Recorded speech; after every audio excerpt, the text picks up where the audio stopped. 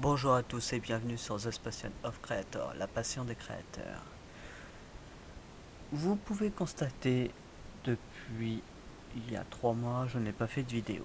Mais vous avez pu remarquer que la dernière vidéo qui est sortie montrait une très belle scène d'un jeu que j'avais fait avec son inventaire et un marchand dont vous avez pu tous constater. Par la suite, j'essayerai de le faire mais avec une quête ou mission. Dans cet espace, nous allons voir un nouveau thème au niveau de Henry, parce que je pense que beaucoup de personnes se sont demandé pour les problèmes d'un terrain. Et en fait, j'ai fait des découvertes très intéressantes au niveau du terrain, du landscape. Donc, alors, vous faites comme d'habitude, vous lancez votre logiciel. Hein, et donc voilà. Vous vous retrouvez toujours avec un terrain neutre. Hein, pour beaucoup de personnes. Le côté avantageux, c'est que vous voyez, c'est que je peux sélectionner différents coins de mon terrain. Parce que lorsque j'ai créé mon landscape, je n'ai pas qu'un seul terrain. J'ai différentes zones. Donc, comment c'est possible? C'est tout simple. Lorsque vous allez créer votre terrain, votre landscape, vous allez avoir toute une multitude de fonctions à sélectionner. Bien que là je ne peux pas parce que faudrait que je supprime tout le système, mais ça prend énormément de temps à tout supprimer. Alors, bien sûr, ce genre de truc est très gourmand au niveau de la carte graphique, même de la mémoire vive. Donc faites très attention. De plus, on n'est plus en landscape normal, mais en training. Ce qui fait que ça doit énormément manger en ressources. Vous faites comme si c'était votre terrain habituel, sauf que là j'ai poussé ma carte graphique au maximum. Bien que ça soit une 1060 GTX de 6 Go, là je l'ai poussé vraiment au maximum, et ce qui fait que vous voyez, on a quand même les petits traits, les auréoles qui apparaissent, mais ça demande énormément de ressources. D'ailleurs, il devrait même être en violet le logo, c'est bizarre. Alors, vous faites comme si c'était votre dessin habituel, hein, il n'y a pas de grande différence. Donc, bien que là, vous pouvez vous retrouver avec une zone, une autre zone. Et en fait, l'avantage de ces zones, parce que vous avez la possibilité de choisir 2 sections ou une section et de pousser jusqu'à 128 sections, je crois, un truc comme ça. Et dans ces 128 sections, ça a été divisé en plusieurs morceaux en fait. Donc, au lieu d'avoir qu'un seul terrain ordinaire sur votre terrain, en fait votre terrain est beaucoup plus grand. Donc bien sûr ça mange énormément de ressources, et ce qui fait que le jeu, lorsque vous allez travailler dessus, vous risquez d'avoir des complications, on va dire, sur le terrain, sur le landscape. Alors bien sûr vous avez juste à sélectionner la zone, et en fait chaque zone seront différentes. Vous attendez, toc, Vous prenez une autre zone. Et je ne sais pas, vous allez prendre celle-là. Voilà. Vous reprenez une autre zone. Vous sélectionnez. Et on peut mettre celui-là. Ce qui fait que vous avez une zone quasi différente à chaque fois. Alors, c'est très bien pour des jeux comme Red Faction, par exemple. Ou si vous avez des jeux standards, mais qui vous demandent différentes zones de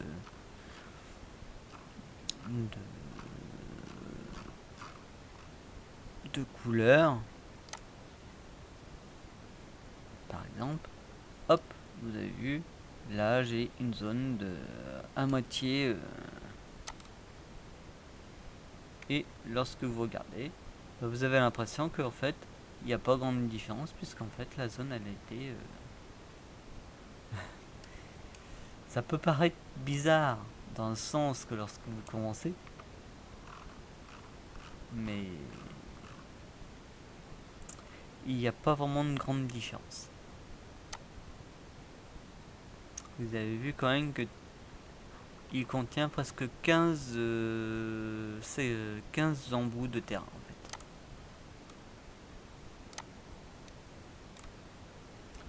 Donc vous regardez, ça fait le même style que le jeu, comme si vous faites un jeu ordinaire, hein. Sauf que en fait vous avez la possibilité de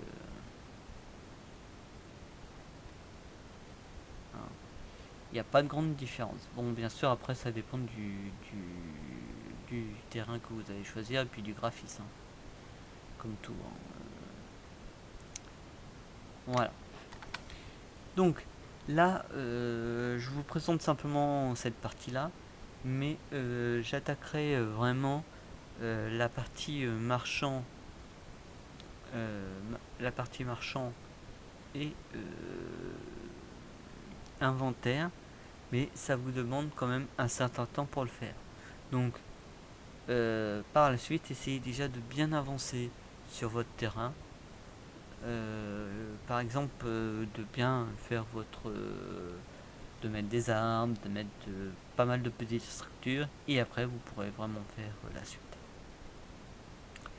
Parce que lorsque vous allez créer votre inventaire, tout va se jouer à partir de ceci. Hop. Je en Starface, widget blueprint, comme d'habitude. Et il est où, il est où, il est où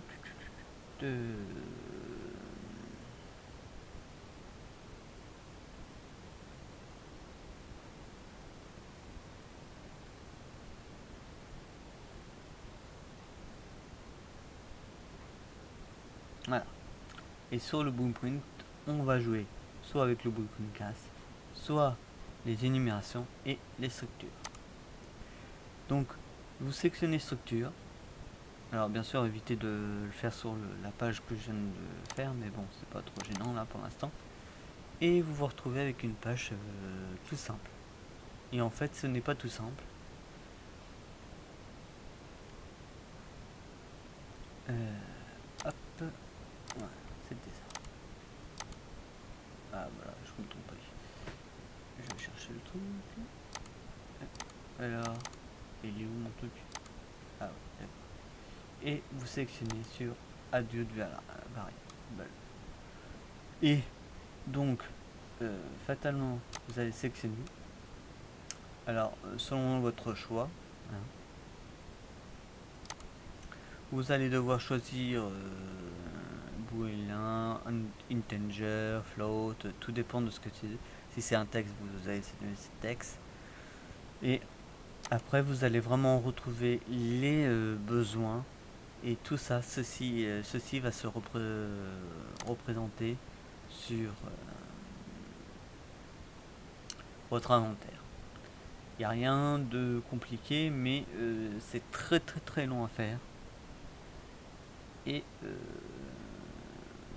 donc là, je vous fais voir ceci. mais c'est valable aussi bien pour celui-ci. Mais si par exemple vous allez prendre énumération, hein, il n'y a rien de plus et il n'y a rien de compliqué. Vous choisissez, vous dites hop, là par contre vous allez mettre tel objet, telle description, voilà, le nom de, par exemple si c'est de l'or, des trucs comme ça. Pareil pour l'autre, c'est quasiment, c'est ça en fait qui vous permet de construire votre inventaire grâce aussi au widget Blueprint. Parce que les éléments que vous allez retrouver vont se reproduire sur lui.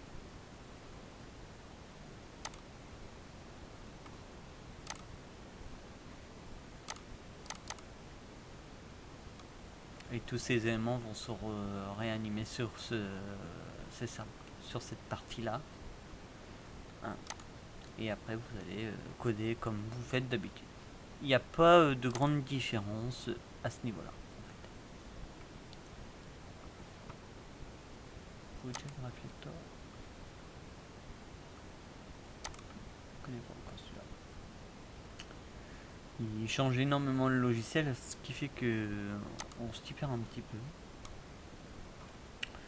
Mais sinon, vous retrouvez vraiment les éléments comme habituel. Bon, bien sûr, le modeling, ça, il n'y était pas. Le branching, tout ça, ou les fractures, ils n'étaient pas vraiment. Donc ces trois éléments sont en fait nouveaux, puisqu'en fait on avait toujours le match, on avait le landscape, le feuillage, les animations.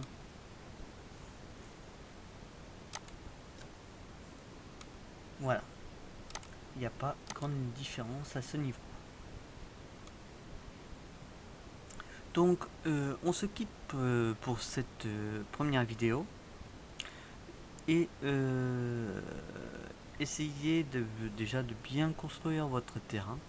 Alors si vous souhaitez vous amuser comme moi, vous pouvez tester sur une grande section.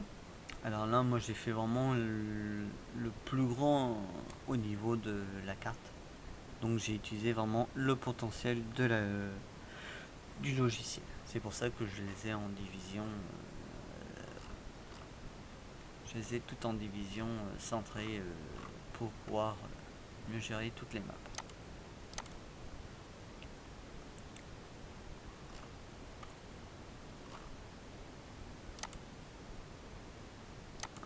Voilà, ils sont là. Donc en fait votre terrain il est coupé en plusieurs sections. Puisqu'en plus c'est en training, donc c'est de faire très attention lorsque vous faites ceci. Parce que ça mange énormément au niveau de vos ressources. Donc prévoyez quand même une carte assez forte si vous voulez faire ce genre de truc. Ce genre de choses. Voilà, on se quitte et on se dit à très bientôt. Au revoir.